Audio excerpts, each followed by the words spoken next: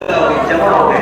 یہ 6 صفات اپنے اندر یہ پاور رکھتی ہے کہ یہ اپنے اندر آ جائے تو جوڑ پیدا ہوگا, دین پر چلنا آسان ہوگا, اور اعمال میں حقیقت پیدا ہوگی, اور یہ اعمال قابل قبول ہوں گے. یہ 4 دفعہ ہوگا اگر یہ صفات اپنے اندر آ جائے. کلمہ, نماز, علم و ذکر, اقرار مسلم, اخلاص نیت, دعوت و تبلیغ, یہ 6 صفات اگر ہم محنت کر کے اپنی زندگی میں داخل کر لیں تو 4 فائدہ ہوگا. آپس میں جوڑ پیدا ہوگا, جیسے ہم بیٹھے ہیں مل جل کر. دین پر چلنا آسان ہوگا, اعمال میں جاذبیت اور قوت اور حقیقت پیدا ہوگی, اور وہ اعمال اللہ کے یہاں قابل قبول ہوگی. یہ صفات پر تو ایمان پر محنت, یہ طریقہ نبی کا ہے, یہ طریقہ صحابہ کا ہے. سن لو, صحابہ فرماتے ہیں تعلمنا الایمان ثم تعلمنا القرآن. ہم نے پہلے ایمان سیکھا اور بعد میں قرآن سیکھا. 4 بار لگا کر نہیں, 1 سال لگا کر نہیں, 2 سال لگا کر نہیں, 3 سال لگا کر نہیں, 5 مہینے نہیں, 13 سال. کتنے سال؟ اور کس کے ساتھ؟ حضور پاک صلی اللہ علیہ وسلم جیسے سکھانے والے معلم, سارے نبیوں کے سردار, سارے انبیاء کے سردار, ایسے معلم. اور سیکھنے والے سارے انسانوں میں انبیاء کے بعد افضل صحابہ, اور 13 سال تک سیکھتے رہے. کتنے سال تک؟ بلکہ مکی دور کے بعد مدنی دور میں بھی اپنے ایمان کے بارے میں بے فکر نہیں رہے, موت تک ایمان کی محنت میں لگے رہے. اور ہم لوگ چلنا 4 مہینے میں پرشپیش کر رہے ہیں, آگے پیچھے ہو رہے ہیں. یہ ایمان سیکھنا پڑے گا, اس کے بغیر دین زندگی میں نہیں آئے گا. لقمان حکیم کا قول ہے, بیٹا ایمان کمزور ہوگا تو عمل سست ہوگا, اور ایمان مضبوط ہوگا تو عمل مضبوط ہوگا. تو ایمان سیکھنا. پھر اس کے بعد صحابہ نے ایمان کے بعد نماز سیکھی. کیا سیکھی؟ ایسی نماز پڑھتے تھے کہ پرندے آ کر بیٹھ جاتے تھے, سمجھتے تھے کوئی ستون ہے, کوئی بے حرکت چیز ہے. ایسی نماز پڑھتے تھے.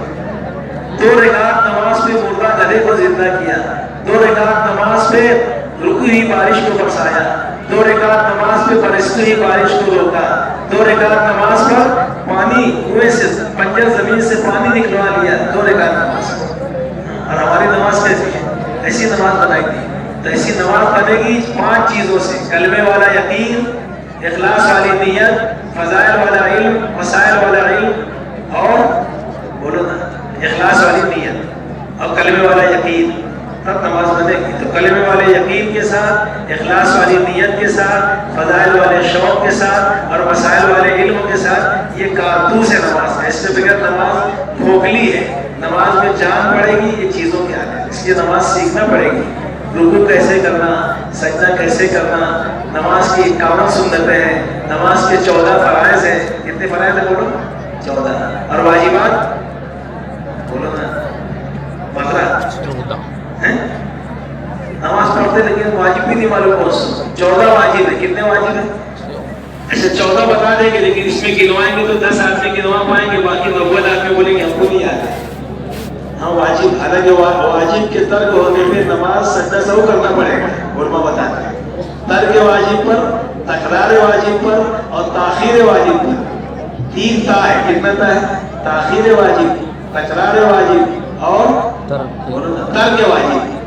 نماز نہیں ہوگی جب تک سجدہ سہو نہیں کرے. آپ کو پتہ ہی سیکھنا پڑے گا نا, نماز بھی سیکھنا پڑے گی. تو نماز سیکھنا ہے, علم سیکھنا ہے. اسی لیے نماز کو سیکھ کر پڑھیں گے تو اس میں جان پیدا ہوگی. بغیر سیکھے پڑھیں گے تو وہی ہوگا جو ہو رہا ہے. علم سیکھنا ہے. کیا سیکھنا ہے؟ علم سیکھیں گے تو نماز صحیح ہوگی. فرائض کتنے ہیں, واجبات کتنے ہیں, مؤکدہ سنتیں کتنی ہیں, غیر مؤکدہ کتنی ہیں, نوافل کون کون سی ہیں. جیسے آپ نے سنا ہوا ابین کی فضیلت کہ 12 سال کی نفل عبادت کے ثواب کتنی, 12 سال کی, اور گناہ معاف ہو جائیں گے سمندر کی جھاگ کے بعد. تیسری فضیلت اور ہے, تیسری فضیلت اور ہے ابو ابین کی. وہ یہ ہے کہ ایک آدمی اللہ کے راستے سے لوٹا اور گھر نہیں گیا. پھر ایک اہم تقاضا آ گیا کہ جماعت تیار ہے, اس میں لے جانے والا کوئی نہیں ہے, آپ پھر چلے جائیں 40 دن کے لیے. حالانکہ وہ 40 دن لگا کے آئے ہیں.